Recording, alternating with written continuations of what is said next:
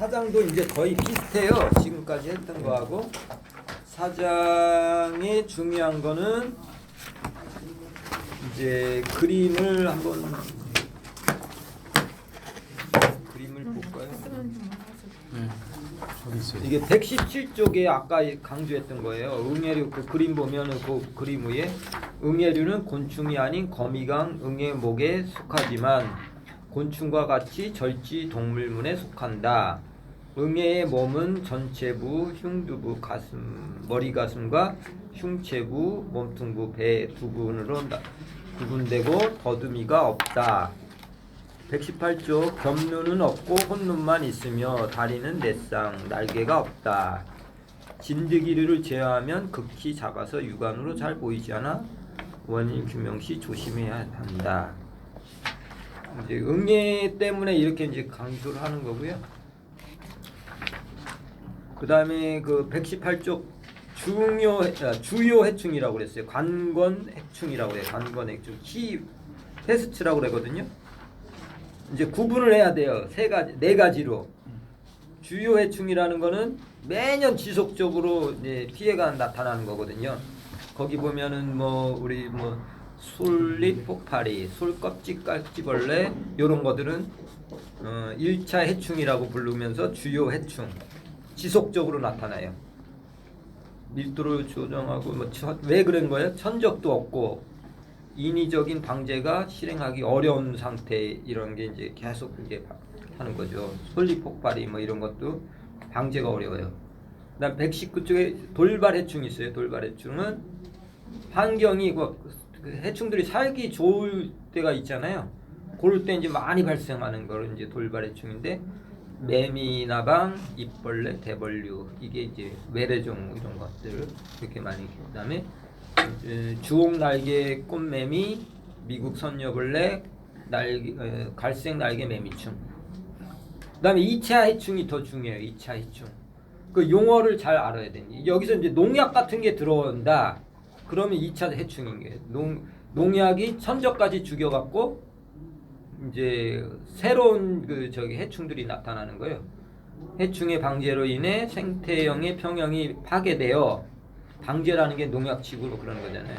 기존에 문제시 되지 않았던 해충이 천적과 같은 밀도 제어 요인이 없어지면서 밀도가 급격히 증가하면서 해충화되는 경우이다. 그래서 해충 방제를 위해 살충제 사용이 증가하면서 밀도를 억제하는 천적이 감소하여 피해가 크게 발생. 응애, 진딧물 이런 게 예로 되어 있어요. 구분할 줄 아셔야 되고 관건해충 뭐뭐 있고 돌발해충 뭐뭐 있고 2차 해충 뭐뭐가 있고 2차 해충만 외우면 되겠죠. 공격하면 되겠고 비경제 해충도 있어요. 그래서 비경제 해충을 뭐라고 그래요? 잠재 해충이다. 이것도 이제 돌발 해충을 변할 수가 있다. 환경이 바뀌면 밀도가 해서 잠재 해충, 비경제 해충도 잠재 해충이라 이렇게 얘기도 하고요. 그다음에 이제 많이 아는 이제 그 가해 형태에 따라 그건 식엽성. 아까 보통 씹는 형, 잎들이 씹는 형 같은 경우 이제 잎을 씹잖아요. 그게 이제 식엽성. 그래서 잎을 말거나 은식처를 말고 여백의 터널 만들고 이런 거 알아두시면 되고 흡죽성이 중요하죠. 흡죽성 120쪽 밑에 빠는형 잎틀을 가지고 20개 조직 내에 빨대 형태의 잎틀을 찔러 넣어 주백을 빨아먹는다. 흡죽성 해충은 진딧물류, 깍지벌류, 방패벌레류, 나무위, 선녀벌레, 매미충 등 노린재 목에 속하는 해충이 대부분이다. 중요하죠. 그 다음에 감로를 발생시켜 그을음병을 유발한다. 그것도 중요하고요. 121쪽 응애류도 흡죽성 해충이다. 흡죽성 다 알아두셔야 돼요. 그 다음에 종실 구과해충은 많이 아실 거예요. 그거 충형 일으키는 거. 충형 일으키는 것도 알아두시면 될 거예요. 청공성 해충은 하늘소 종류들이잖아요. 좀벌레 종류 122쪽. 그건 유리나방 박쥐벌레, 나비목 중에서 유리, 박쥐 이거 중요하잖아요. 그다음 명나무는 구멍을 뚫고 이렇게 돼 있고. 123쪽 여기 보시면 항생 네 번째 줄인가 물리적 기작으로 항생성, 환경성, 내성을 들 수 있다 이렇게 됐어요, 그죠? 제가 누가 막 물어보더라고요. 그래서 이게 뭐냐, 이게 어떤 문제에 나왔었나 봐요. 그래서 물어봤는데 답이 틀린 것 같다 그래갖고 막 올려놨더라고요. 누군지 모르겠지만 항생성은 이제 이 기주가 그 이제 화학적 성분을 여기 나오지는 않고요. 제가 그 카톡에다 내 홈페이지 여기 블로그 연결시켜 놓을 테니까 들어가서 한번 보세요. 세 가지 설명을 잘 해놨거든요. 항생성 그대로 옮겨놓은 건데 인터넷에서 이제 화학적인 거를 분비를 막 하는 게 이제 그 항생성이라고 그래요. 물리적 방어 그 기주가 수목이 이제 화학적 물질 같은 거를 이제 생성한다고 그러면 이게 지금 항생성이라고 그랬잖아요. 그런 거를 항생성이라고 그러고, 이제 그 항객성이 있어요. 항객성은 그 싫어하게 만드는 거야. 그러니까 막 털이 많거나 기주가 털이 많거나 그러면 이제 막 그 못 들어갈 거 아니에요. 이제 곤충들이 뭐 이런 거고, 내성은 그 뭐 극복하기 바로바로 만약에 뭐 그 해충들이 많이 갉아먹었는데 그게 회복이 빨리 되는 거야. 그런 걸 내성이라고 그래. 그 세 가지를 그 꼭 알아두셔야 돼요. 그 정의를. 근데 여기는 정확히 안 나왔네요. 뒤에 나와요. 아, 뒤에 있어요? 예. 그러면 그때 읽어보시고. 항객성은 손님을 싫어한다는 글로. 항생성은 아니 항생성은 물질을 뿜어. 예. 예. 물질을 뿜죠. 네, 아니 항객성은 손님 오는 거 싫어한다고. 그렇게 아, 하면 그렇게 되겠네요. 하시면 되겠다. 예, 그러면 그러고 맞아요. 알겠어요. 저기 예. 형태가 이상하게 돼갖고 예. 뭐 이제 그렇게 털 같은 걸 많이 예를 들고, 항생성은 이제 뭐죠? 뭐 페놀 같은 걸 이제 뭐 분출한다든가 그런 이제 타닌이라든가 이런 물질을 이제 해갖고, 화학적 항생은 그러니까 화학적 물질, 항객성은 이제 물리적인 어떤 기계적인 거라고 생각하시면 되고요. 항객성을 뭐라 그러더라? 또 다른 말로 있는데 왜 항객성이라고 한 거라고 뭐 다른 용어로 하더라고요. 이따 찾아드릴 거고요. 넘어가겠습니다. 뭐 단식성이고 광식성이고 뭐 여러 가지 뭐 다 흡수하는 걸 광식성이라고 그러고, 기주 범위가 넓고 좁고 이런 것도 그냥 읽어보셔요. 또 이제 그 126쪽부터 이제 뭐 이제 다시 또 이제 분류를 또 하고 있어요. 그래서 그냥 중요한 것만 빨리 넘어가겠습니다. 송채벌레 아까 뭐라고 그랬어요? 줄수로 빠는 잎 이렇게 얘기했어요. 줄수로 빠는 잎. 그 다음에 노린재형 127쪽 노린재는 빠는형 잎틀을 갖고 있다고. 빠는형 머리 앞쪽에서 발생하는 가늘고 긴 주둥이를 갖고 있다 이렇게 돼 있죠. 그 다음에 이제 127쪽 방패벌레 많이 해충되잖아요. 맨 밑에 줄 방패벌레는 뭐 흡접한 흔적이 반흰 점을 남기잖아요, 그죠? 진달래 방패벌레 이런 게 보면 그 다음에 흰 반점을 남기고, 기생한 잎의 뒷면에 배설물을 배출해서 오염시킨다 이런 것도 중요하고요. 그 다음에 거품 내는 것도 있죠. 거품 128쪽 쥐머리 거품벌레과, 이거 같은 경우는 풀이나 나무의 즙액을 먹고 사는데 약충일 때는 거품 같은 물질을 토해내고 그 속에 살면서 건조와 천적을 방어한다. 이것도 중요하고요. 그 다음에 129쪽 선녀벌레과, 성충과 약충이 모두 나무의 즙액을 먹고 자란다. 약충은 긴 실 모양의 밀랍으로 덮여 있다. 중요하죠. 꽃매미, 성충과 약충이 수목의 즙액, 선녀벌레하고 비슷한데 이제 가죽나무 뭐 과실류 엄청 많더라고요. 이게 저기 석촌호수 거기 막 방제 약간 막 했었거든요. 8월달에. 와, 가죽나무에 그냥 줄기에 쫙 붙어 있어요. 약 치면 다 떨어졌다가 다시 다음날 가면 다시 또 기어 올라가고 똑같이 맨날 쳐요, 맨날. 지금도 아마 치고 있을 거라 거기 직원들 막 치고 있을 것 같아요. 그다음에 129쪽 나무 이과 있어요. 나무 이과 밑에 129쪽 잠깐 129쪽 나무 이과 밑에 보면 나무 이과는 기주 특이성이 있다. 그래서 뭐 자기나무에 나무 이가 있고 뽕나무에도 나무 있고 돈나무 뭐 비바리 나무 이런 게 각각 자기가 좋아하는 이 기주 그거를 특이성이라고 그러잖아요. 기주 특이성. 나무 이과는 기주 특이성이다. 가루 이과는 밀랍을 덮여 있다. 성충이 밀랍으로 덮여 있다. 그 정도 알아두시면 되고 130도 다른 것도 중요하긴 한데 진딧물과 다섯 번째이고 진딧물과는 바이러스병을 매개한다. 목화 진딧물, 복숭아 진딧물, 혹 진딧물 또 바이러스뿐만 아니라 그을음병도 일으킨다. 아까 얘기했어요. 단위생식, 양성생식한다. 이주형이 있고 비이주형이다. 움직이지 않는 것도 있고 움직이는 것도 있다. 그 다음에 단위생식은 뭐예요? 태생이다. 단위생식은 그냥 진딧물 자체가 나오는 거고 양성생식은 알로 다 낳는 거예요. 그거 중요합니다. 그 다음에 131쪽 주머니 깍지벌레 보행을 잘 안 한다. 그죠? 그래서 요번에 가루 깍지벌레 나왔었는데 가루 깍지벌레 같은 거 계속 보행을 하는가 봐요. 평생. 요 표에도 있긴 있는데 깍지벌레도 여기 보시면 그름병을 유발한다. 깍지벌레도 그름병 한다.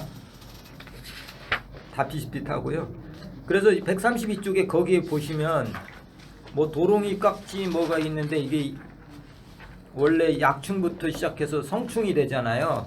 거기에 이제 다리가 있고 보행 있는데 위에서 세 번째까지는 잘 모르는 깍지벌레죠. 도롱이, 집신 뭐 이런 거는 마추코코 사데인가 뭐 이거는 잘 모르는 벌레고 처음에 놨던 게 이게 가루 깍지벌레예요.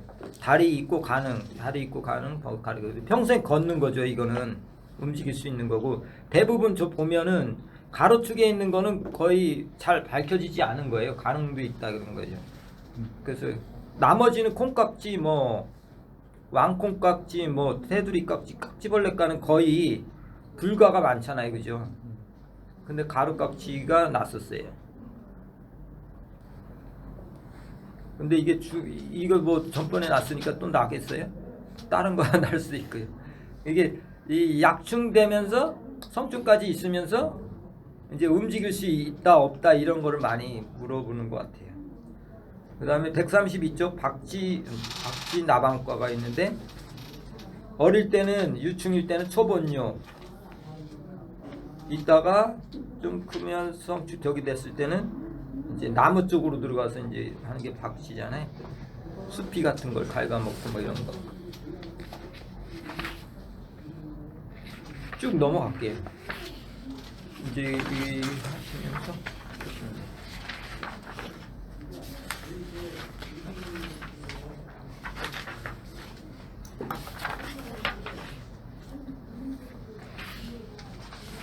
그냥 138쪽 볼게요. 나무 좀 아까 보면 나무 좀 같은 게 그 공생균 포자를 저장한다. 이거는 참나무 시드름병의 그 있죠. 광릉긴 나무종 같은 게 그런 얘기예요. 중간에 보면 공생균 같이 포착해서 한다. 그 다음에 잎벌류 같은 경우는 혹을 많이 만들잖아요. 혹, 잎벌류 같은 경우. 천적으로는 기생벌 정도가 있다. 이 정도 알아요. 이제 구체적으로 다 외우셔야 돼요. 이제 천적 같은 거 이런 거를 그 병마다 140쪽 볼까요? 140쪽 응애륜 중요해요. 응애륜 이틀을 식물체에 찔러 넣고 흡집하면서 피해가 발생한다. 세대 기간이 짧은 다화성으로 환경 조건이 맞을 경우 밀도가 급속도로 증가해서 피해를 입히는데 응애들은 이제 낮은 습도를 좋아한다. 건조할 때 많이 발생한다. 혹응애는 이제 그 혹을 만들어요. 그 정도 알아두시면 되고요. 온도 발육 이것도 나왔었어요. 근데 온도 뭐 0도 이하 평균 내는 거 이런 게 있었거든요. 144쪽 보시면 이게 그 이제 활동하는 거를 0도 이상으로 주고 뭐 평균 기온 내는 게 있어요. 생활을 이게 곤충이 활동하는 그 기간 이제 하는 게 계산하는 게 있는데 거기서 이제 간단해요. 계산은 그 온도를 줘요. 뭐 마이너스 뭐 5도 뭐 플러스 5도 뭐 이렇게 줘요. 그러면 5일간 이렇게 측정했는데 플러스 마이너스 막 이렇게 해놨거든요. 근데 0도 이하는 계산에 넣지는 않아요. 근데 평균 잡을 때 날수는 쳐야 되겠죠, 그죠? 만약 5일 했는데 뭐 마이너스로 내려갔을 때, 그러니까 뭐 3일이었다 그러면 5일은 넣어야 되는 거죠. 2일은 넣고 온도는 저기 플러스 된 것만 0 이상인 것만 더해서 하는 거. 그거 가끔가다 연습했을 거예요 아마 그 교육기관에서. 그냥 이제 온도 그거 알아두시면 되고요. 이제 그 뭐 진단 예찰에 대한 건데 146쪽 보시면 생명표라는 게 있어요. 그 이제 사망률 갖고 이제 생존율하고 이거를 이제 계산하는가 봐요. 근데 알일 때는 미부화된 거라든가 뭐 유령 유충기 때는 벌레옥 사망이라든가 중년 유충기 탈폐 20배, 그다음에 월동은 월동중 사망, 노령은 수분 뭐 토양 수분 포식자에 의해서 뭐 이런 식으로 해갖고 사망 원인을 이제 계산하는 거죠. 그게 생명표라고 그래요. 그러니까 그 기간마다 다 틀리죠. 이게 알 때는 그 뭐 죽을 확률이 그 부화가 안 되는 거잖아요, 그죠? 부화가 안 되는 사망 원인이 될 수가 있고, 그죠? 유충기 때는 뭐 벌레 혹일 때 탈출을 못했거나 뭐 이런데. 노령적일 때는 뭐 토양 수분이 안 좋다거나 포식자에서 잡혀 먹거나 뭐 이런 거로 갖고 이렇게 하는 거예요. 그리고 성비를 할 때는 뭐예요? 암컷을 기준으로 해요. 그죠? 성비를 할 때는 그거 주의하시면 돼요. 성비를 나타낼 때는 암컷을 기준으로 해서 한다고 이렇게 나오면 148쪽 이제 조사를 하는 거든요. 해충들을 어떻게 조사를 하냐. 전수조사, 표본조사, 축착조사, 원격 탐사 이런 게 있어요. 직접 조사 중에는 네 가지가 있죠. 알아두셔야 되고요. 다 그 의미를 알아두셔야 돼요. 전수하는 경우는 다 조사를 하는 거고요. 표본조사는 몇 개만 이렇게 골라서 하는 거고요. 축차조사 요번에 났었어요. 의미가 뭐냐면은 이 돌발 해충 같은 경우는 뭐 이렇게 부분적으로 측정해도 안 되고 표본적 전수조사해도 안 되잖아요.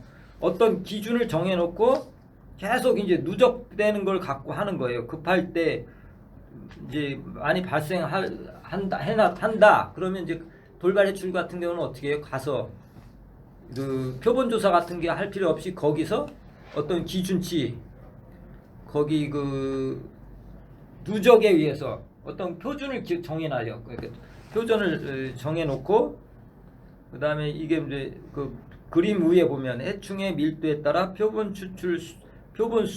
수를 조정하여 시간과 노력을 절감하고 신속하게 피해 정도를 추정함으로써 방제 여부의 결정 및 방제 대상지의 선정에 유용하게 활용되는 조사는 축적 조사거든요. 이거는 이제 돌발 뭐 이게 갑자기 이렇게 나타났을 때 그 조사하는 방법이에요. 순차적으로 가보는 거죠. 가봐서 막 그 정해진 그거에 도달했나 안 됐나 그럼 바로 조치를 해야 되는 방법이잖아요. 이런 전수라든가 표본 조사는 평상시에 하는 거고요. 이 축적 조사는 이렇게 급하게 할 때 하는 거예요. 표본은 저기 기준을 정해놓고 그 이상 되면 이제 바로 이제 약 같은 거 쳐야 되잖아요. 그럴 때 쓰는 거예요. 우리나라는 솔라방, 오리나무, 잎벌레 이런데 했었나 봐요. 149쪽 원격 탐사가 있습니다. 원격 탐사는 말 그대로 뭐 항공조사라든가 뭐 드론 같은 거 요새는 띄워갖고 하잖아요. 그래서 소나무 재선충하고 참나무 시트름병 여기에 원격 탐사를 많이 사용한다. 그 정도 알아두시면 돼요. 간접조사는 뭐예요? 뭐 유화등을 설치한다든가 149종 유화등 거기에 보면은 320에서 400 나노미터의 어떤 그 빛을 좋아한대요. 자외선 근처의 스펙트럼을 좋아한다. 그죠? 유화등 자외선 300 그쪽의 빛을 좋아하고 150쪽 황색 수반 트랩 같은 게 있죠. 황색 수반 트랩. 노란색을 좋아하나 봐요. 그래서 거기다가 물 속에 이제 이렇게 하는 게 있고 색깔을 황색 수반. 페로몬 트랩 있어요. 페로몬 트랩 외부 분비 물질이라잖아요. 이거 그거는 이제 흰불나방, 해양목나방, 명나방, 복숭아 유리나방, 뭐 나방류나 깍지벌레의 수컷성충을 유인하기 위해서 수컷 깍지벌레 이런 거를 유인하는 거예요. 다른 거는 이제 저긴데 암컷을 주로 하는데 이게 수컷을 유인한다네.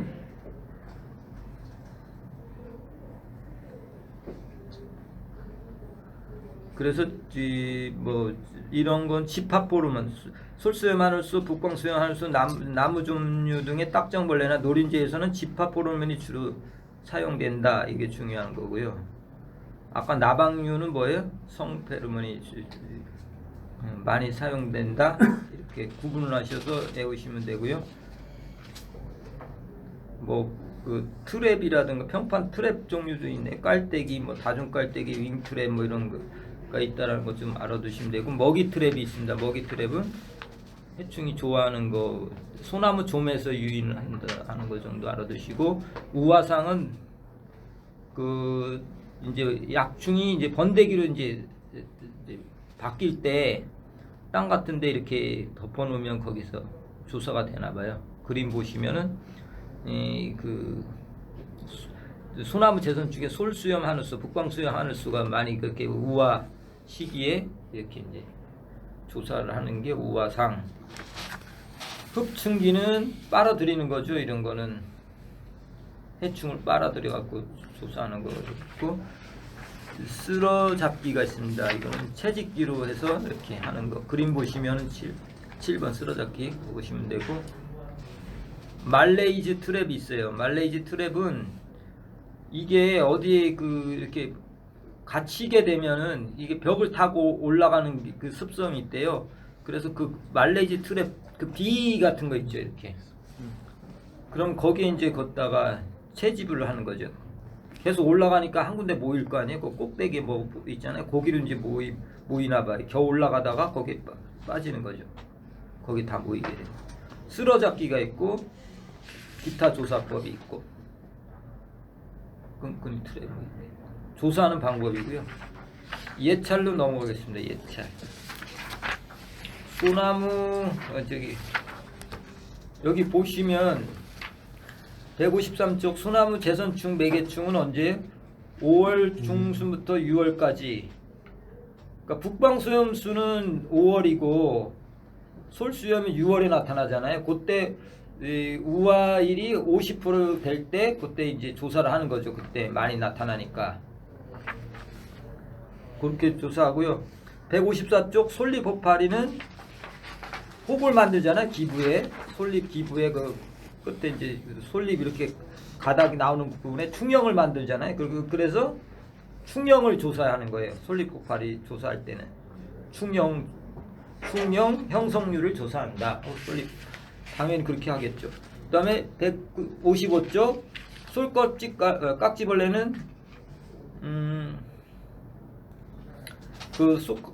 이제 저쪽에 남해안 쪽에 해안 쪽에 그 곰술에서 많이 발생하잖아요. 그래서 알덩이를 조사한다. 알덩이. 솔껍질 깔 때는 알을 낳아요. 이렇게 막 거품과 뭐지 왁스 같은 걸 이제 분비해서 거기다 알을 낳기 때문에 솔깍지벌레는 4월경에 뭐요? 곰솔림에서 알덩이를 채취한다. 솔나방 156쪽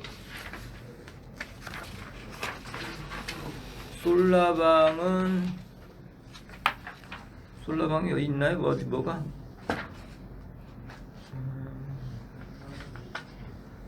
이 솔라방 그냥 알아두셔야 돼요. 이게 뭐 돌발적으로 발생하고 있다. 그래서 제주도 지역의 곰수를 주로 피하고 내륙 지방을 리기다손하면서 돌발적으로 하고 스트로브 잣나무, 일본 잣나무도 가해한다 이렇게 돼 있고요. 이것도 5월에서 9월 임지를 순회 답사한다. 그래서 50분 이상의 소나물 대상으로 발생 여부를 조사합니다. 각각의 이제 이게 예찰을 하는 거를 알아두셔야 돼요. 오리나무 잎벌레는 이것도 알. 조사목의 상하부를 조사해서 상부에 10개의 잎, 하부에 200개의 잎에서 알덩이를 이제 채취하는 거예요. 오리나무 잎벌레. 157쪽 참나무 시드름병 베개충은 끈끈이 트랩, 유인목을 설치해서 끈끈이 트랩을 한다. 참나무 시드름병 유인목 알아둬야 돼. 끈끈이 트랩 이거 잘 나오니까 시험에 중요하죠. 언제? 주로 5월, 6월, 뭐 8월까지도 가나봐요. 이게 강릉긴 나무종 이게 우화 시기가 그때거든요. 그 지역마다 이게 차이가 좀 많으네요. 그러니까 근데 경기도 쪽에 많이 이게 참나무 시드름병이 있으니까 그때 경기도는 6월 상순에 한다. 끈끈이 놀트랩 하면 이제 이게 나오다가 이제 저기 되잖아요. 끈끈이 놀 쫙 붙고 잣나무별 납장잎벌. 잣나무 우리 이거 잣나무 잎점너벌이라고 그랬나? 그렇게 배웠는데 이게 이상하죠 이름이. 넓적이. 잣나무 넓적잎별 그죠? 근데 같은 같은 건데 요새는 이제 예, 맞아요. 넓적잎별 똑같네. 맞네. 똑같은 이름인데 이상하게 나왔고. 이거는 땅 속에 유충수를 이제 조사하는 거예요. 땅 30cm 깍빡 저기 갖고 강원도에 많이 나타나고 잣나무 요새는 잘 안 나타난다고 뭐 이렇게 나와 있고요. 이건 땅 속으로 해서 연결한 문제가 나올 수도 있어요. 이건 잘 안 나왔는데 제가 볼 때는 좀 중요한 것 같아요. 미국 흰물나방 150쪽 중요하다고 그랬어요. 유화 등이나 페로몬 트랩을 한다. 그 다음에 버즘나무 방패벌레. 버즘나무 방패벌레는 피해를 조사하는 거예요. 그래서 표 맨 밑에 좀 봐요. 경, 중, 심 이렇게 돼 있죠. 경도는 수관 면적에서 20% 미만 피해 황갈색으로 변하는 거. 그 다음에 중은 20에서 50%. 심할 때는 50% 이상을 하는 거예요. 이렇게 구분해서 예찰을 하는 거고요. 밤나무 해충. 밤나무 해충은 여기 보시면은 뭐 유화 등 뭐 그런 것도 됐나봐요. 유화 등이라든가 페로몬 이런 거. 그 맨 밑에 줄 있죠. 160쪽에 표 밑에. 밤나무 해충 같은 경우 어떻게 해요? 성페로몬 아니면 유화 등. 근데 유화 등보다 더 성페로몬이 더 효과적이다. 이런 질문이 나와 있고요.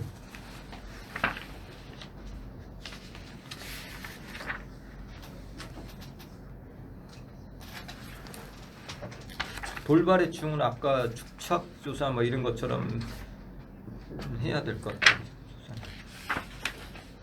그 다음에 164쪽 이거 참나무 시드름병의 그 광릉긴 나무종이 이렇게 이제 플러스라고 그래갖고 이제 그 나무를 뚫고 들어갈 때 수컷이 먼저 들어가거든요. 수컷이 먼저 들어가서 이제 암컷을 유인하는데 수컷이 들어갈 때는 약간 그 형태가 원통형이라고 크고 플러스 나오는 것도 길쭉길쭉하고 이렇게 저기에요. 굵어요.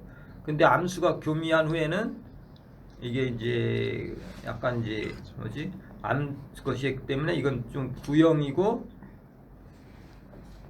이것도 좀 크고 그다음에 유충이 이제 컸잖아요. 이거는 가로 분말형으로 나타내요. 원통형, 구형, 분말형 이렇게. 가끔가다 이제 뭐 서술하는 거 그런 것도 날 수가 있으니까 좀 틀리다 이렇게 좀 알아두시면 되겠습니다. 해충 방지에 넘어가겠어요. 168쪽 표 외우셔야 돼요. 연도도 외우셔야 돼요. 그러고 이게 이제 외래해충이잖아요. 다음 중 외래해충이 아닌 거 이렇게 구분을 해야 되는데 어렵게 나오면 뭐 순서까지 나오겠죠. 어떤 게 뭐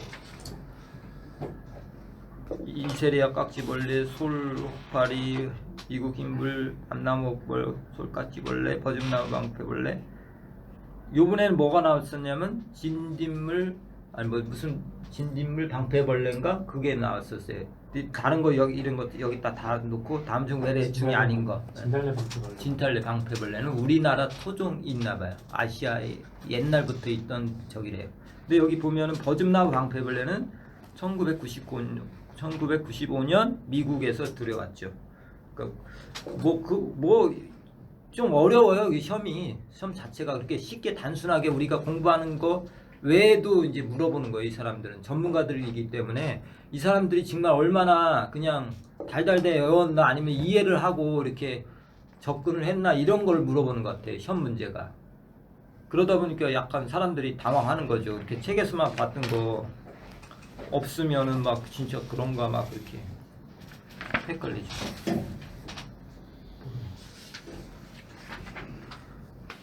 그다음에 이제 그 물리적 방제라고 그래서 이제 지금부터 이제 구체적으로 이제 없애기 위해서 노력하는 거거든요. 온도가 있어요. 온도. 뭐 소나무 재선충 같은 경우는 중심부의 온도가 뭐 56도에서 30분간 뭐 유지한다. 뭐 이런 거 있죠. 그죠? 온도를 이렇게 해야 돼요.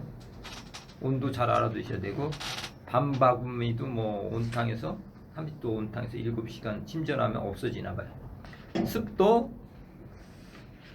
습도는 뭐 건조를 높은 특별한 거 없고 솔잎 폭발이 같은 경우는 지피물을 불어서 토양을 건조하게 되면 폐사율이 높아진다. 이런 거 정도 알아두시면 좋을 것 같고 색깔을 이용하는 경우가 있습니다. 색깔 진딧물 멸구류는 빛의 파장 중에서 황색계에 유인되는 경우가 있다. 그런데 진딧물은 백색이나 은색을 회피한다. 백색이나 은색을 싫어하나 봐요. 근데 요새 최근에는 광릉긴 나무좀이 처음에는 노란색을 했는데 요새는 갈색도 이용한다. 차이가 없다고 이게 판명이 됐나 봐요. 그래서 갈색, 노란색만 생각하지 말고 갈색도 쓴다. 이렇게 그 정도는 알아두시고. 이온화 에너지라고 해서 뭐 감마선 뭐 이런 거 방사선을 치고 뭐 전자빔 같은 걸 쏴갖고 뭐 없애는 경우도 있나 봐요. 이게 이제 교미를 못하게 하는 그런 거죠. 곤충 불임 기술이라고 그래요. 그 171쪽에 보면 그거 쭉 읽어보시고 뭐 어디다 쓰는 건가 좀 알아두시면 돼요. 북방수염 하늘수 대상으로 해서 감마선 전자빔을 해서 뭐 시행이 됐다. 그 정도도 알아두시면 되고 아래 부하율이 5% 이하로 낮춰져 불임층 방사를 이용한 방제에 활용 가능성을 나타냈다. 이게 소나무 재선충에 이렇게 하면은 불임이 되나 봐요. 그래서 그렇게 효과를 봤다. 이런 것도 방제법으로 쓰이고 있다. 그 다음에 뭐 172쪽에 뭐 음파를 쏘인다거나 무슨 압력을 넣은 거, 진공 퍼프로 막 빨아들인다거나 뭐 이런 게 여러 가지가 있어요. 이제 기계적 방제에 넘어가 172쪽 기계적 방제에는 포살법이 있어요. 직접 손 같은 거로 도구로 이제 잡는 거죠. 뭐 유충 애벌레 이런 거 직접 잡는 거. 깍지벌레는 충치에 밀랍으로 되어 있기 때문에 방제가 어려워서 소를 이용해서 문질러서 그 다음에 유리나방 뭐 이런 거는 철사를 이용해서 찔러 죽이는 거 이런 게 다 포살법이고요. 도토리 거위벌레 뭐 이런 거는 뭐 이렇게 그걸 다 수거해서 이제 하는 거 있고 유살법이 있습니다.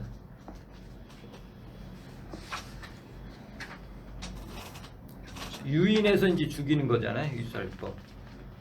그래서 그거 알아두시면 되고요.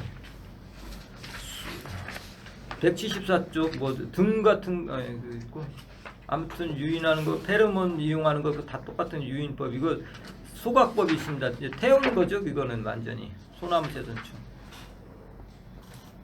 그 다음에 미국 흰불나방 유충을 태우는 거.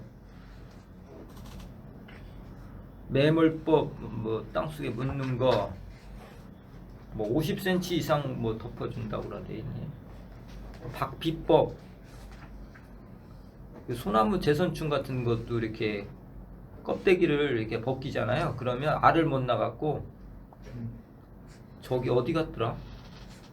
창원 쪽에 갔더니 그 저기 우리가 막 우연목 같은 거 제거하잖아요. 그럼 따라가고 그 사람들은 하루 종일 그거만 그 직원들이 그거 벗기고 있어요.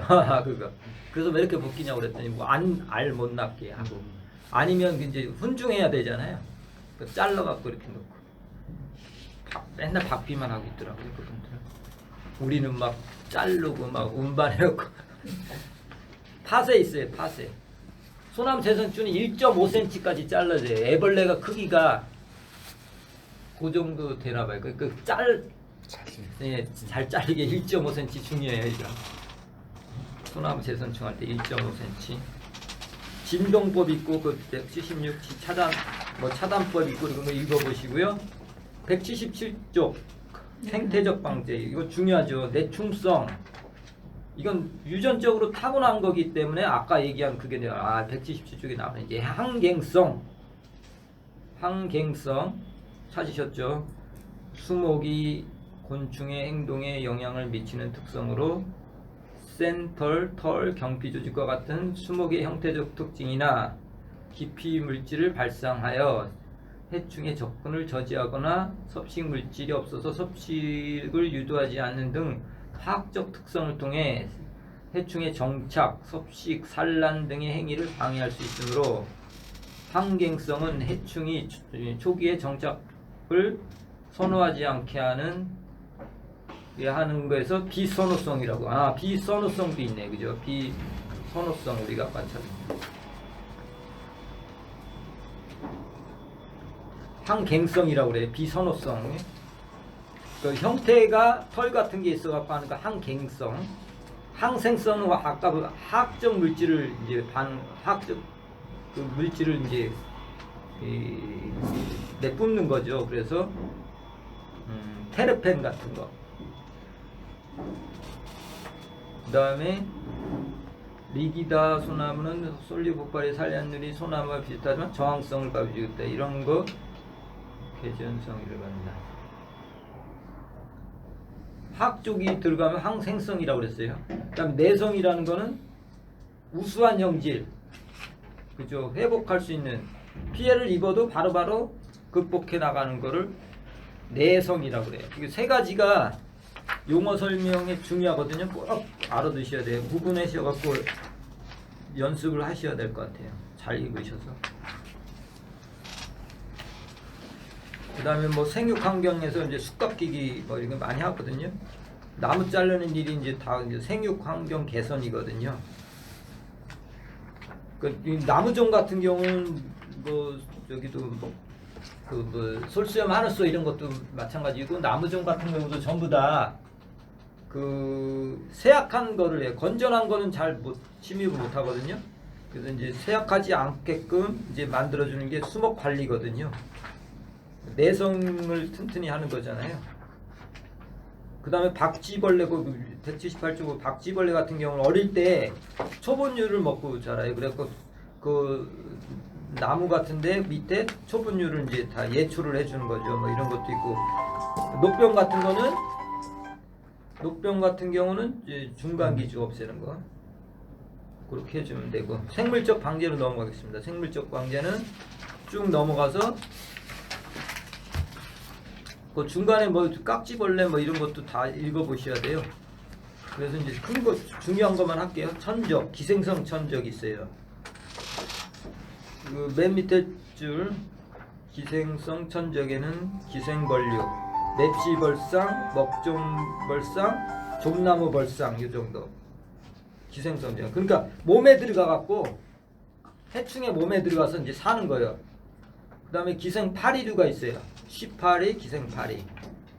그래갖고 내부 기생성하고 외부 기생성이 있어요. 내부 기생성 천적은 대부분 긴 산란관으로 기주에 182 둘째 줄 기주의 체내에 알을 낳고 부화한 유충의 기주체 내에서 기생하며 먹존벌류와 진딧벌류가 여기에 해당된다.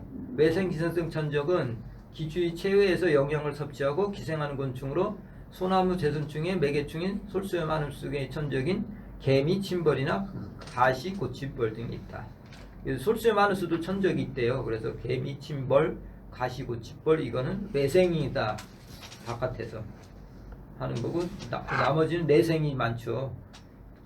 그래서 이제 여기 살다가 이 문제도 나왔었어요. 이번에 이게 절대 이제 기생을 하는데 자기가 클 때까지는 절대 해치지를 않는 거야. 자기 꼭 뭐 영화 뭐 있죠? 기생충 그런 건가 봐요. 이제 자기가 먹고 살려면 절대 해치면 안 되잖아. 근데 만약에 해치게 되면 이제 저도 못 사니까 뭐 그런 게 이제 나와요. 기주가 일단 건강해야 지가 네. 사니까. 사회 구조가 참 특이하게 되겠죠. 저는 기생충 안 봤는데 되게 의미 있는 영화로 그러긴 하더라고요. 재밌을 것 같긴 한데 그 막 저기 저는 그냥 누가 이제 후기 써놓은 거 이런 거 보고 아 이렇구나 뭐 이렇게 그리고 거기 밑에 보면 이제 그 이름 다 알으셔야 돼요. 그림 밑에 보면 있죠. 산림 해충의 대표적인 천적 적용 사례는 솔잎 혹파리 방지에 이용된 기생벌이다.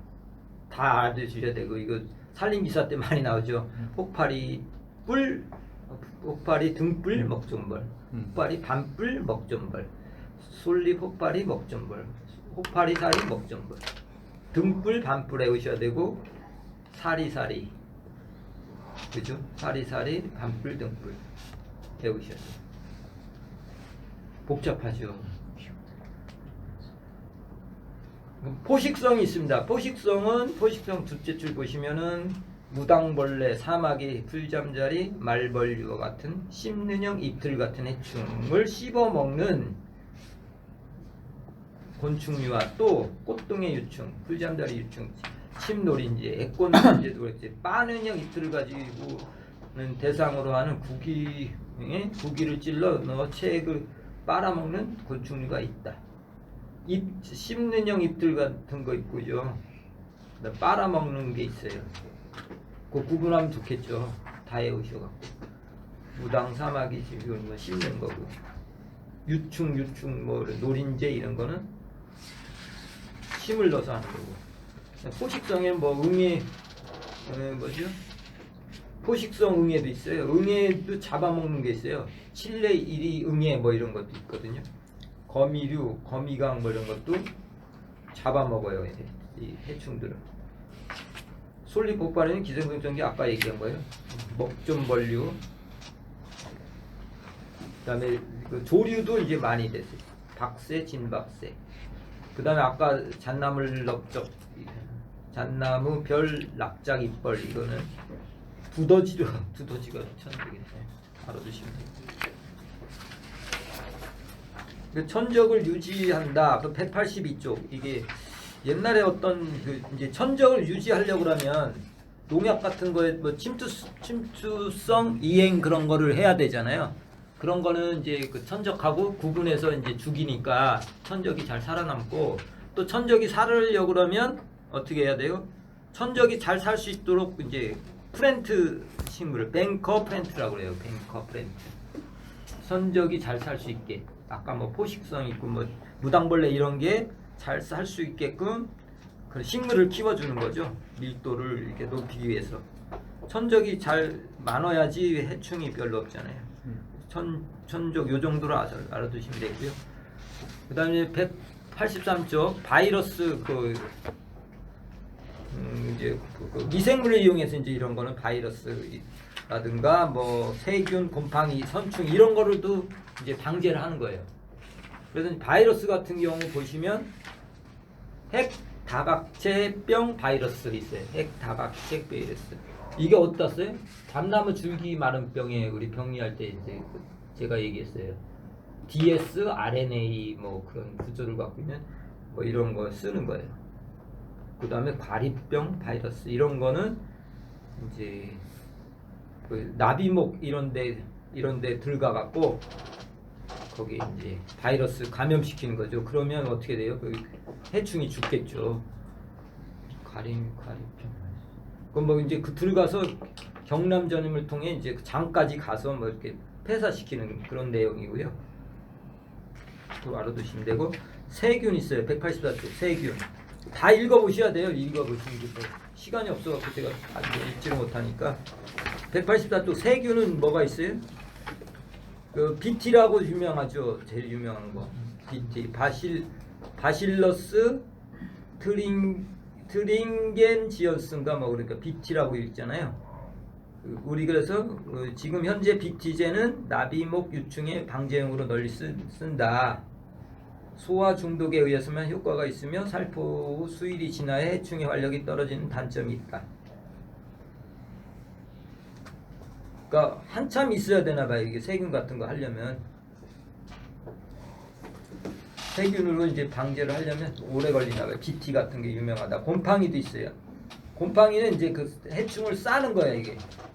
사람도 막 피부 막 이렇게 뭐 이렇게 하는 게 곰팡이가 많이 저기 하잖아요. 그러니까 아예 백강균 같은 경우는 덮어버린대요.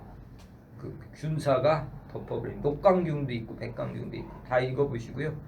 선충도 잡아먹는 게 있어요. 선충도 뭐 밤나무, 밤바구니, 복숭아, 명나바, 사청 해충인 노랑털, 알랑나방 등의 실내 검증 시험에서 살충 효과가 우수한 것으로 나타났다. 뭐 이 정도.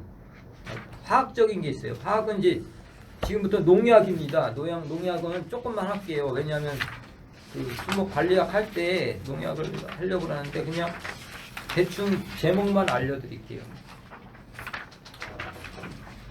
살충제 요번에 186쪽 놨던 거 품목명이래. 그러니까 그 표 있죠.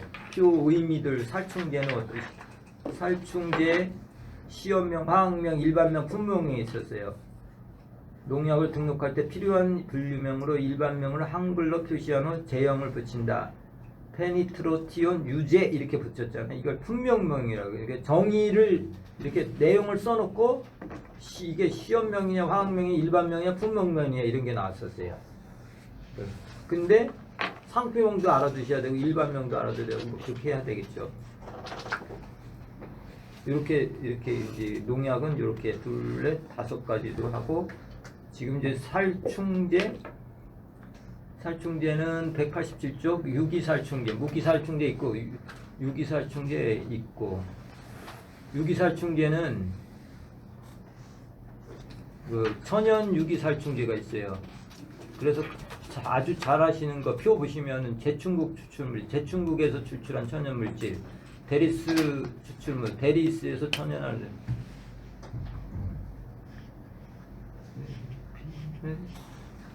제충국은 피레트린인가 그거고요, 그죠? 그 다음에 데리스는 뭐야? 그 위에 있죠, 천연 유충물. 제충국의 피레스린이네, 피레스린이네요. 두 번째 천연 활기 유충제 보면 그 다음에 담배의 니코틴, 콩과 단연생의 데리스의 로테논, 그 다음에 인도 지역에 사는 님, 우리나라도 이 뭐지 먹구슬나무인가 뭐 그런 거가 이런 그 저기 해충 걸 방리할 수 있어요. 천연 알아두시면 좋고요. 유기인계 뭐 카바메이트계 이제 188쪽 보시면 농약 종류 있어요. 유기인계는 뭐 파라티온이 있다. 뭐 카바메이트계는 뭐 카보퓨란, 카보설판 등이 있다. 합성 피레스이드 그 종류는 알아두셔야 돼요.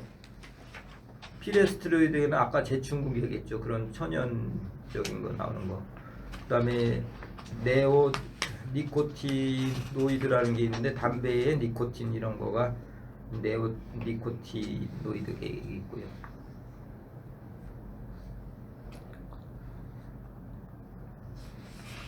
그 다음에 이제 189쪽 체내 침입경로 소화 중독제는 잎을 가해하면 그 입 속으로 들어가서 소화 내에서 이제 살충하는 소화 중독제가 있고요. 그래서 아까 BT라고 그랬죠. 병원 세균을 이용한 것도 BT래요.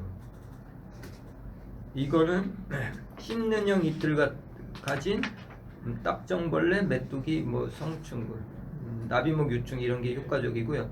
접촉제는 그냥 표면에 이렇게 이제 잎이 붙어서 하는 게 그런 약제인데 유기염소, 유기인, 카바메이트 합성 표들 이런 게 많고 훈중제 있습니다. 훈중제는 190쪽에 3번 훈중제 뭐 기문을 통한다고 그랬잖아요. 곤충은 그러면 이제 거기에 이제 가스가 들어가게끔 해서 메톨 브로마이드, 포스핀, 뭐 EDN 종류 이 정도 알아두고 메틸 브로마이드는 독성이 강고 오존층 파괴 물질로 문제되고 있다. 그래서 참나무 시드름하고 거기는 토양 소독에 사용되던 메타소듐을 하고 디메틸 디설파이드를 훈중제로 사용하고 있다. 훈중제 정도 알아야 되고요. 소나무 제선충, 참나무 시드름병, 침투성 있어요. 아까 천적을 살리려면 침투성 살충제를 많이 써라. 수목의 뿌리, 잎, 가지, 줄기 등의 약재를 침투시킨 후 수목 전체로 이행시킴으로써 살충을 일으키는 약재로 액체형 먹이를 섭취하고 이제 빠는형, 흡즙형이 효과적이다. 그래서 굴파리, 혹파리 뭐 이런 게 효과적이고 침투성 살충제는 카베프란 등 카바메이트 살충제와 이미다크로프로드 등의 네오니코니드 게이의 살충제다. 침투성 그 정도 알아두시죠. 유인제 유인하는 거죠. 이거 뭐 에탄올, 테르펜, 에탄올 같은 거 좋아하나 봐요. 약간 술적인가요? 뭐 아까 안 했는 것 같은데 그 속에 보면은 그 에탄올도 뭐 이제 해서 유인하는 거예요. 에탄올, 테르펜, 메틸유제놀이라는 게 있고요. 그 다음에 뭐 광릉진 나무주는 에탄올과 시트란 여기 나오네. 95대 9를 혼합해서 하는데 조금만 있어도 된대요. 뭐 저기가 기피제 있어요. 기피제, 나프탈렌 이런 거. 어릴 때 막 신발 같은데 막 나프탈렌 같은 거 많이 넣었었잖아요. 이런 거 위상 해충에도 많이 쓰는 거고 불임제도 있고요. 작용 기작 시간이 안 될 것 같죠? 그냥 넘어가겠습니다. 뭐 이거 살충 제형 뭐 그런 거 알아두시면 되고 196조 농약할 때 할 건데 그때도 시간이 모자랄 것 같긴 해요. 그런데 살포 제형 아시죠? 제형 뭐 거기 6-10 보면은 희석 살포제라는 건 이제 그 물하고 타 갖고 하는 게 희석이잖아요. 그래서 수화제라든가 수용제, 과립 수화제로 끝나는 거, 액제, 뭐 액상수화제, 미탁제, 유제, 유탁제 이런 거는 희석살포제고 직접 그냥 뿌리는 거 있잖아요. 가루는 주로 밀입제, 분제, 미분제 이런 거, 모래 형태라든가 입제, 세립제 이런 거 직접 뿌리는 거예요, 그죠? 그 다음에 이제 살포 방법 이거 뭐 하는 거 좀 읽어보셔요. 뭐 분무법, 분재살포, 입재살포, 미스트법, 연무법 이런 거 하시면 되고 훈중법, 간주법, 나무주사. 훈주법은 아까 얘기했어요. 뭐 메틸브로마이드인가 그런 거 하고.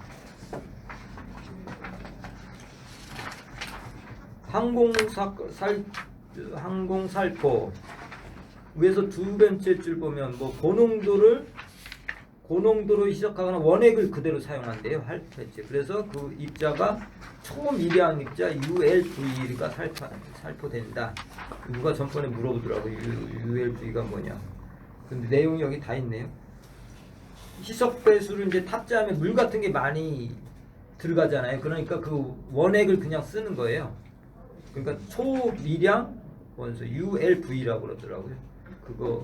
이거 소나무 제선충 솔수염하는소, 북방수염하는소 이거 방지할 때 쓰는 거예요. 쭉 읽어보시고 그 표요. 근데 이거 뭐 다 읽을 필요는 없을 것 같고 아마 몇 가지만 뭐 티아클로프리드 정도 뭐 이렇게 요 정도 그 약재 좀 알아두시면 될 것 같아요. 그죠?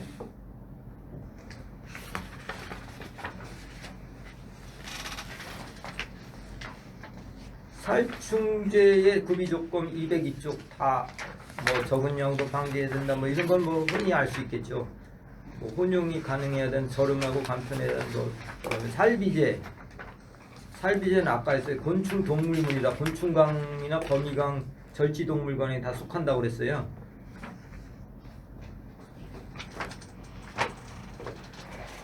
그러니까 그 응애류 방지에는 어때요? 알까지 죽이는 효과, 뭐 저항성이 적어야 된다. 천적을 이용한 거 뭐 이런 거. 그다음에 다양한 종류의 응애 종류가 많잖아요. 응애도 다양한 종류의 응애 효과가 있어야 된다. 격발 현상이 없어야 한다. 약을 뿌렸는데 그 저항성이 나타나서 역효과가 날 때가 있다고 그러더라고요. 그 더 많이 생기는 거야.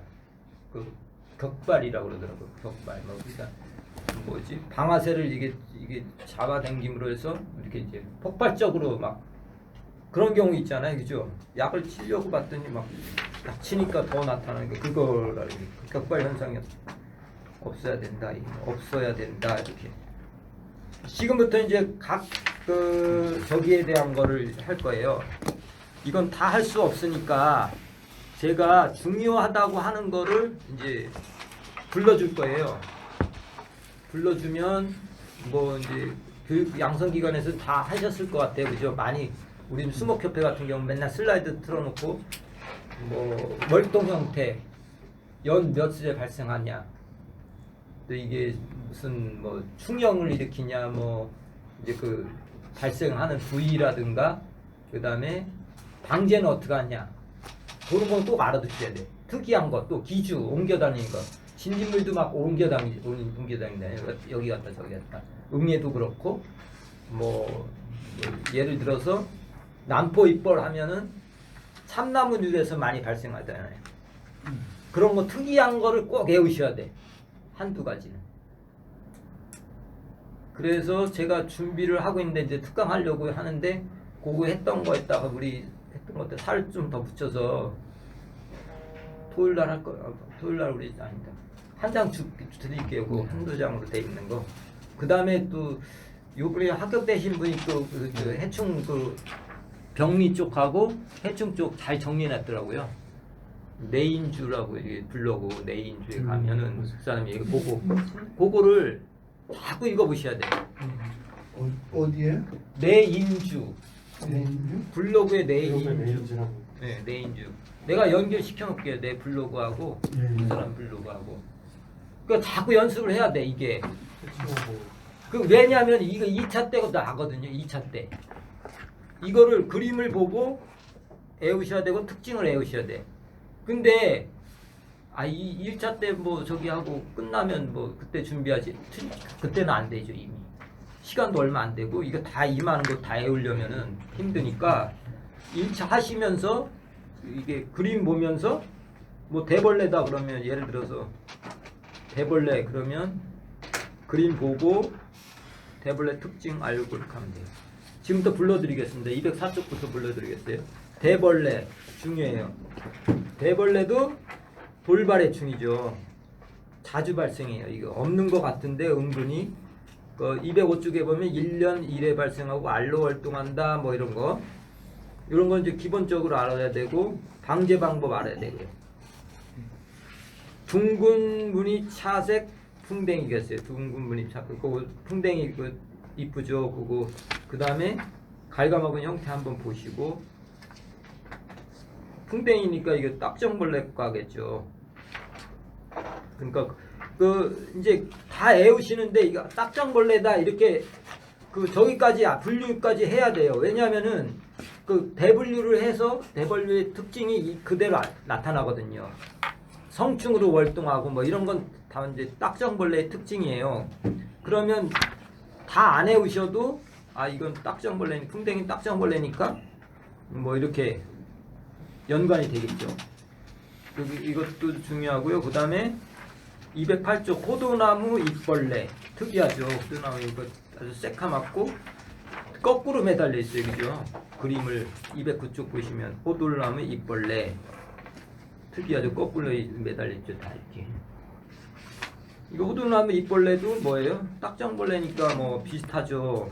1년 1회 발생하고 휴먼에 들어간다. 뭐 이런 게 있고 버들잎 잎벌레 뭐 이거 중요하죠. 212쪽 오리나무 잎벌레 212쪽 황폐지 지역이 이제 이 조림 사업하면서 많이 생겼나 봐요. 성충과 유충이 뭐 동시에 잎 갉아먹는다는 거. 수관 아래부터 가해한다. 뭐 그거 중요하죠. 1년 1회 발생한데 213쪽 오리나무 잎벌레 지금 하는 거고요. 그 다음에 214쪽 느티나무 벼룩바구니 잘 나타나나 봐요. 이거 중요한 거예요. 느티나무 벼룩바구니 톡톡톡 튀인데요. 이게 215쪽 그림 한번 보시고 느티나무 벼룩바구니 특징 갈색으로 이제 해치고 뭐 특징 1년 1회 발생하고 성충으로 활동하고 네, 그렇게 그 정도는 알아두시고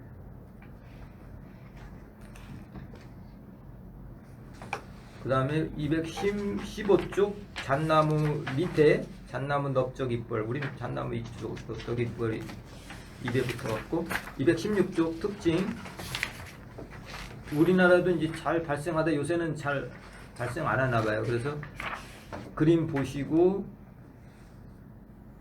1년 1회 또는 2년에 1회 한다. 땅속 흙집을 짓고 저기 한다.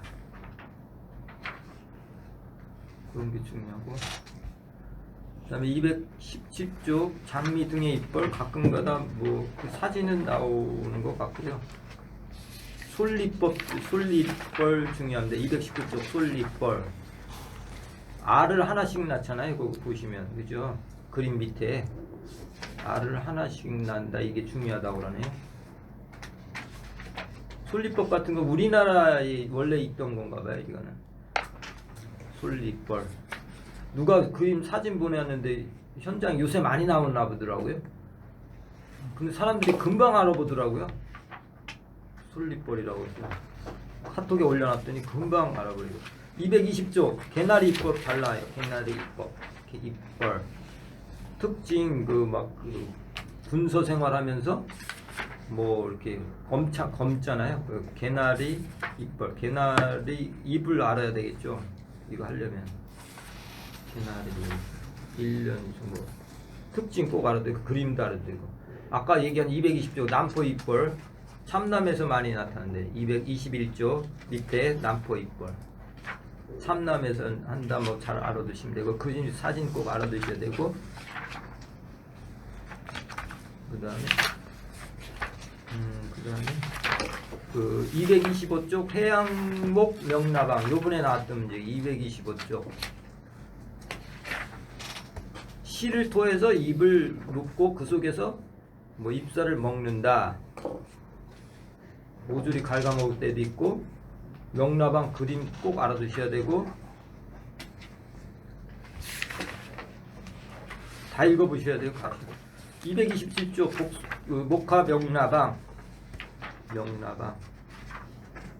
배설물이 이게 이런 것 같은 경우는 나타난다. 이런 것 특징이 있어요. 배설물이 거미줄을 치고 뭐 입을 하는데 배설물이 이제 나타난다. 뭐 이런 것도 있으니까 꼭 알아두셔야 되고요. 목화 명나방 227쪽에 한번 얘기했고요. 제주집 명나방 있어요. 제주집 명나방 이것도 아까 뭐 그물을 치고 그 속에서 이제 저기를 한다. 피해를 준다. 229쪽 그림 꼭 하셔야 되고요. 보셔야 되고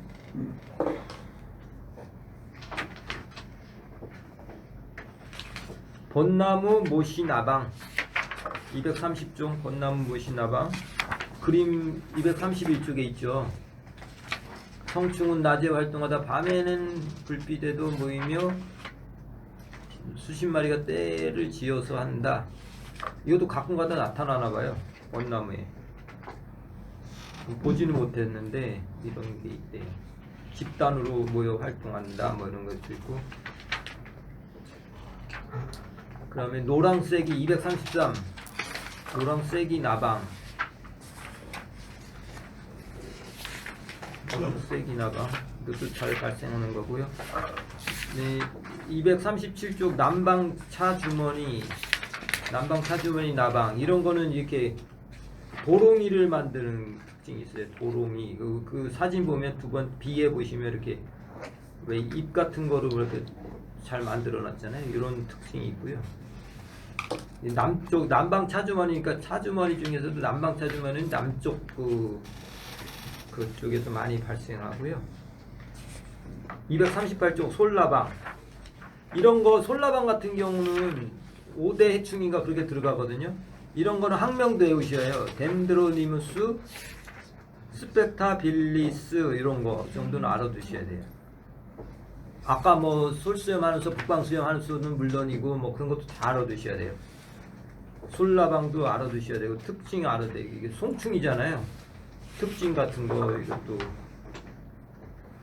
알아두고 월동 뭐 그런 거 형태 알아두고 240조 밤나무산 누에나방 이게 어스랭이 나방인가봐요. 어스랭이 예, 어스랭이 나방인데 특이하죠. 이게 241종에 보면 알덩이도 특이하고 고치 같은 게 있어요. 고치 비번 보면 고치를 만들어요. 이렇게 산에 가끔 가다 보면 있어요. 그죠? 이거 고치처럼 만들어요. 이렇게 왜 그물로 이렇게 동그랗게 그게 그 어스랭이 나방이에요. 누에산 나방 많이 보셨을 거예요. 어릴 때 우리 많이 봤는데 이게 어스랭이 나방 모양도 그렇고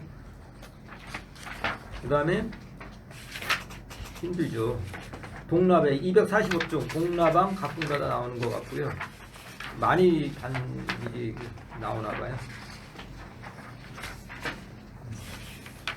그 다음에 매미나방 황다리 동나방 황다리 248쪽 황다리 동나방은 층층나무 찾으셨나요? 네.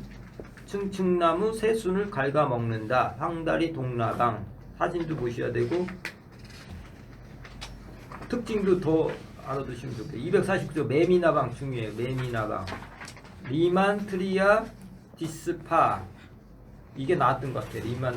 목까지 나왔던 것 같아요. 목 나비 목과의 레피도프테라 이렇게 갖고 로피데타라 리만트리아 디스파까지 알아둬야 돼. 근데 이거 아는 사람 있었나? 근데 나는 리만트리아 디스파까지는 외웠거든요.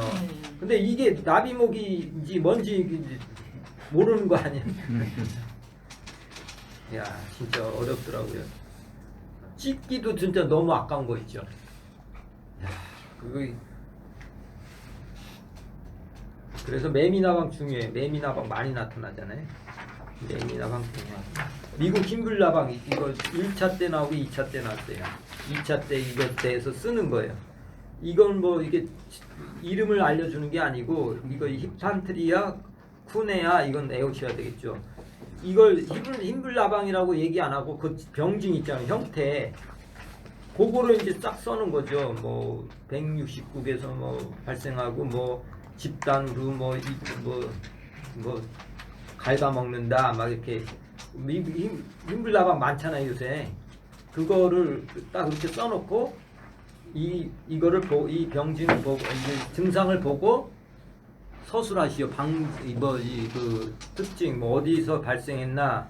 이게 북미에서 발생해서 들어왔나 봐요. 북미잖아요. 이게 미국 흰불나방이니까 북미에서 들어와서 뭐 이제 써야 되는 거죠. 이제 그 어디가 원산이고 어디서 뭐 형태라든가 생활사 이런 것도 이제 보통 밤에 활동하고 뭐 주광성이 강하다 뭐 방제법까지 쓰는 거예요. 이거를 서술을 해야 돼요. 이 내용을 다 쓰잖아요. 월동하는 번데기를 채취 제거한다. 5월에서 8월까지 알덩이로 붙어있는 잎을 따서 소각한다. 뭐 유튜브를 한다 어쩌고 해서 쭉 쓰고 뭐 농약까지 이제 막 해놔야죠. 이번엔 이거 안 나오겠네요. 그렇게 모르겠어요. 나왔으니까. 근데 이게 많이 우리 방지할 때 엄청 났거든. 버즘 나오면 빽빽하게 사진처럼 252쪽까지 정말 징그러워요. 지금 막 미국 흰물라방하고 저기 저 알락 하는 저거 알락. 있죠 저 선녀나. 아니요 저기 저 뭐야 버중 나오고 방패벌레 예. 이건 나올 확률이 제일 많은 거예요. 근데 이게 미국 흰불나방이 1차 나오고 2차 나왔기 때문에 어떻게 될지 몰라. 버즘나무 아, 방패벌레 많이 나고. 버즘나무 발레 흰물라방이 없어졌다가 요새 엄청지게 나와요. 엄청 나와. 예. 저도 계속 속하고에 70년도에 무척 번졌다가 없어졌다가 예, 요새 올해 다시 엄청나. 부산 갔더니 부산에도 많고 지금 서울에 고양시 같은 데 보면은 엄청나요. 그거 미국 흰물라방 잡느라고 난리가 나. 저도 막 유튜브에 찍어 올려놨는데 가는 곳마다 막 징그럽게 막 이게 사진처럼 돼 있어요. 서울의 송파구에 막 유튜브에 막 찍어서 조금 올렸는데 짤막하게. 그거 중요하고요. 이제 흡축성으로 가겠습니다. 아까 얘기한 256 버즘나무 방패벌레, 진달래 방패벌레하고 비교해서 하시면 되겠죠. 256쪽 버즘나무 방패벌레 중요하죠. 이것도 어디 미국 원산이고 진달래는 방패벌레는 우리나라 거다. 그렇게 구분하시고 이제 1년에 3회 방패벌레는 방패벌레 그림 꼭 알아두셔야 되고 중산 배설물 같은 게 같이 있죠. 그죠? 배설물하고 탈피각이 같이 붙어 있다. 이게 중요해요. 뒷면을 가해야 한다. 집단으로 빨아먹고 뭐 이런 거 쭉 나오죠. 그거 다 알아두셔야 돼요. 그리고 뭐 양버즘 이런 데서 많이 나타나요. 꼭 알아두셔야 되고요. 아까 형님이 그렇게 말씀하셨으니까 아마 날 거라고 믿으면서 버즘나무는 꼭 해나가. 진달래 방패벌레 261쪽. 아까 거랑 이제 공부를 하실 때 비슷한 거는 옆에다 놓고 이렇게 비교를 하면서 해요. 예. 아까 얘기했죠. 거미하고 응애. 아니 응애하고 진딧물. 그러면 이제 뭐 방패벌레다 그러면 버즘나무 방패벌레, 진달래 방패벌레. 뭐 진딧물이다 그러면 목화 진딧물, 뭐 무슨 진딧물 있죠. 그거 이렇게. 뭐 흰가루병이다 그러면 구름병하고 또 비교하고. 그렇게 공부하시면 솔수염 하늘수는 국방수염 하늘수하고 반드시 써보셔야 돼. 그렇게 해야지 2차까지 갈 수가 있는 거고 공부하는 방법도 좋아요. 그러면 왜냐하면 비슷한 것끼리니까 딱 표시가 나잖아요. 외울 때. 그렇게 하시면 되고 갈색 날개 노린재 이거 그림 나왔던 거예요. 2차 때 이 그림인데 이 그림 말고 막 진짜 이쁘게 나온 그림을 찍었더라고요. 이게 막 한 20-30마리가 붙어 있는 게 있는데 이게 아니다 참. 광대 노린재인가? 갈색 날개 노린재 이것도 중요하고요. 갈색 날개 262쪽. 사진도 꼭 알아두셔야 돼요. 사진도 알아두고 특징 같은 거. 지금 흡축성 하고 있는 거예요. 그 다음에 갈색 날개 매미충 265. 이것도 엄청 많이 해요. 이게 선녀벌레하고 비슷하죠. 미국 선녀벌레하고. 근데 약간 갈색이니까 이거 꼭 이것도 2차에 났던 거예요. 그림. 그러고 이거 많이 발생해요. 산 같은데 봄에 가면 엄청 많이 이런 거 막 뭐 왁스 하얀 거 있죠. 이런 거 거품처럼 막 돼 있는 거 이런 거. 솜처럼 붙어 있는 거. 노랗게 이게 약충이 이제 크는 거거든요. 이게 265쪽 그림 보시고 갈색 날개 매미충 요새 많이 발생하는 거니까 우리나라에 문제되는 거니까 꼭 알아두셔야 되고 특징 알아둬야 되고 266쪽 선녀벌레랑 비슷해요. 생김새도. 근데 색깔만 약간 틀려요. 그죠? 보시면 약간 갈색은 갈색 나르고 선녀는 하얗고 약간 하얗죠. 약충. 두 개 꼭 비교해서 하고 미국 선녀벌레. 선녀벌레보다는 미국 선녀벌레가 더 많은가 봐요. 그래서 미국 선녀벌레보다는 미국 선녀벌레하고 갈색 날개 매미충하고 비슷하니까 비교하시고 268쪽 주홍 날개 꽃매미 중요해요. 그거예요. 엄청이 나타나 이거 이제 그냥 꽃매미라고도 해요. 아까 얘기했어 가죽나무에 많이 되는데 요건 밑에 보시면 268쪽에 보시면 뭐 북나무 뭐 갈참 가래 뭐 이렇게 있잖아요. 가죽나무에 제일 많이 발생하고요. 그거 즙을 굉장히 좋아하나 봐요. 알덩이가 이렇게 269쪽에 특이하게 돼 있죠. 알을 수평으로 해서 40개 50개 무더기로 난다. 이런 것도 알아두시면 좋고요. 1년에 1회 발생한다. 그 다음에 270쪽 말매미 가끔가다 나요. 말매미 누가 자꾸 물어보더라고요. 그름병을 유발한다. 그 다음에 사과나무 불안병을 발생시키기도 한다. 말매미. 271쪽 그 말매미가 뭐 어릴 때는 뿌리를 가해요. 유충이. 그런 내용도 있을 거예요. 한번 찾아보시고. 근데 이제 이게 해충이 뭐냐면 가지에 알을 낳으면서 이제 그걸 가해를 하나 봐요. 그래서 문제가 되는 거예요. 이게 알을 낳으면서 말매미가 수피를 이제 상처를 내나 봐요. 그래서 이게 안 좋다 이렇게 하는 거고요.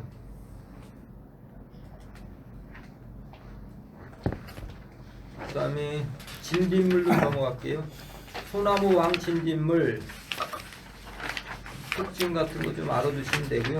진딧물 특징 알으면 그거는 자동으로 그 나무 이제 진딧물이 이게 기주특이라고 그랬잖아요. 그러니까 지똥나무 진딧물 하면 지똥나무에 있는 거고 소나무 왕 진딧물은 소나무에 많이 얹는 거고 목화 진딧물 279쪽 중이에요. 목화 진딧물 아주 많이 발생하는 거니까 이거 생활사도 알아두시면 좋아요. 목화 진딧물 기주가 쭉 나타났어요. 이른 봄에 무궁화에서 피해를 크게 발생한다. 그러고 2차적으로 구생성 그름병을 유발하고 바이러스도 매개한다. 그 다음에 수박, 오이, 참외 농작물의 주요 해충이다. 왔다 갔다 하는 거예요. 이거 녹화 진딧물 밑에고 중요해요. 기주 피해. 나무에 있다가 봄에 막 있다가 2차 때는 다른 데로 옮겨가는 거죠. 어디요? 작물에 옮겨가는 거예요. 나무에 있다가 작물로 옮겨가요. 280조 조팝나무도 가끔가다 나고요. 복숭아나무, 가루 진딧물 이런 것도 좀 나는 것 같아요. 다 진딧물에 된 거거든요. 복숭아, 혹 진딧물도 284쪽. 조팝나무도요? 조팝나무 가끔 나더라고요. 가끔 나는 것 같아요. 복숭아 진딧물. 네, 복숭아, 혹 진딧물 284. 생활사 꼭 알아두셔야 돼요. 285. 복숭아 혹 진딧물 한번 볼까요? 아까 교미를 하면 알을 난다고 그랬어요. 교미를 안 하면 단위생식인데 그냥 그대로 그냥 나는 거예요. 이거 태생이라고 그러죠. 태생인가? 아무튼 그렇게 나갔고 가을까지 가요. 그래서 여름 기주로 이동해 갖고 가을에 가서 이제 정식적으로 이제 그 순놈이 이제 교미를 해서 이제 유성생식을 하고 정상적으로 되죠. 그냥 저기 평상시 때는 그냥 이렇게 예 거의 다 됐는데. 그래서 288 느티나무 알락 진딧물 이 정도 알아두시고요. 페이지만 불러줄게요. 288. 그 다음에 295 소나무 솜벌레. 그 다음에 298쪽에 솔껍질 깍지벌레 중요해요. 깍지벌레 안놈 순놈. 안놈은 불안전 변태, 순놈은 뭐 변태. 300쪽에 있어요. 그 생활사. 그리고 겨울에 휴면한다, 가을에 휴면한다. 그런 거 솔깍지벌레. 소나무 가루깍지 301쪽 밑에 소나무 같은 거. 그 다음에 303쪽 거북밀깍지벌레, 덩밀깍지벌레. 이 두 가지를 구분하시면 돼요. 거북밀깍지벌레와 등밀깍지벌레 구분하셔야 돼요. 형태. 꿀밀이요? 꿀밀하고 거북하고. 그 다음에 깍지벌레는 꿀밀. 동물이 아니고 진짜. 이게 중요한 게 뭐냐면 깍지벌레는 다 비슷비슷해요. 근데 형태를 갖고 구분을 해야 되거든요. 근데 너무 많으니까 뭐 수도 없이 많아요. 다 깍지벌레예요. 그 다음에 응애로 넘어갈게요. 318쪽 전박이 응애. 대표가 이제 전박이 응애거든요. 응애 중에서는. 그 다음에 차응애하고 이렇게 이제 비교하시면 되고요. 그 다음에 과실, 종실, 해충하는 건 321쪽 밑에 도토리 거위벌레. 그 다음에 323쪽 밤바구미. 밤바구미 같은 거는 왜 우리 밥 먹을 때 많이 나타나는 거잖아요. 그 속에 이제 겉에는 표시가 없는데 안에 알 낳고 막 그러는 거였어요. 그 다음에 325쪽에 복숭아 명나방. 복숭아 명나방인데 이게 과실 같은 것도 이제 복숭아만 하는 게 아니고요. 뭐 잣나무 뭐 이런 것도 다 과실, 화력수, 침엽수가 다 같이 325 복숭아 명나방. 다범적으로 많이 여러 피해를 준다는 얘기죠. 명나방도 뭐예요? 뭐 과학수 먹다가 뭐 배설물 같은 거를 밖에 내보낸다 이런 거. 명나방. 이 중간에 요거 배설물 밖에 내보낸다. 이거 중요하죠. 특이한 거를 꼭 애워시 가셔야 돼. 그 다음에 326도 충형 형성하는 거 있죠. 큰 나무, 큰 팽나무 이 충형. 그 다음에 327 사사기 잎 혹 진진물. 사사기는 어디에? 벚나무에 나타나죠. 사사기 혹 진진물. 그 다음에 328 떼죽 납작 진진물. 많이 하시더라고요. 이거 바나나처럼 생겼죠. 329쪽 글 보면 납작 진진물, 떼죽 납작. 그 다음에 331쪽 외줄면충. 중요해요. 외줄면충. 이건 느티나무. 사사기는 벚나무고 외줄면충은 뭐예요? 느티나무. 기주가 어디예요? 대나무. 시험에 났었어요. 맞죠? 대나무. 시험에 났던 거예요. 꼭 알아두시고. 외줄면충은 너티나무 외줄. 느티나무에 하는데 네. 기주가 있어요. 아, 옮겨 다녀요. 예. 그것도 중요해요. 그것도 막 박쥐도 그랬잖아요. 초본에 있다가 나무에로 올라가고 네. 그런 거 기주라고 그러거든요. 332쪽 밤나무 혹벌. 이거 뭐 중요하니까 뭐그 학명도 외우시면 좋고요. 특징 같은 거 혹벌, 혹을 만들잖아요. 그 생활사 같은 거 알아두시면 좋아요. 많이 발생하나 봐요. 이게 많죠. 밤나무 보면은 이렇게 혹 같은 거 많이 돼 있잖아요. 이게 다 혹벌이에요. 그다음 333 솔잎 혹파리 중요하죠. 아까 얘기했어요. 곰솔에서 많이 나타나는, 아니 곰솔 뭐 그런데 많이 나타나고 뭐 기부를 저기 해갖고 짧아지죠. 그 솔잎 혹파리 하면 기부를 혹을 만들기 때문에 334쪽 짧아져. 2분의 1인가 뭐 3분의 1로 줄어들고 뭐 그런 거. 고사율이 80%다 뭐 이런 것도 있고. 아까 방제하는 방법 뭐 이렇게 조사하는 거 다 알아두셔야 되고. 335쪽 아까시 잎 폭파리. 맨 밑에 보면 아까시 잎 폭파리 중요해요. 그죠? 이 병도 많아요.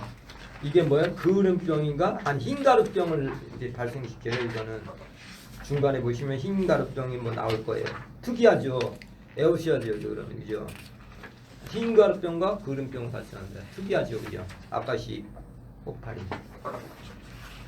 사철나무 혹파리도 좀 나오고, 북나무 호궁에, 밤나무 홍릉에 338, 339 알아두셔야 되고.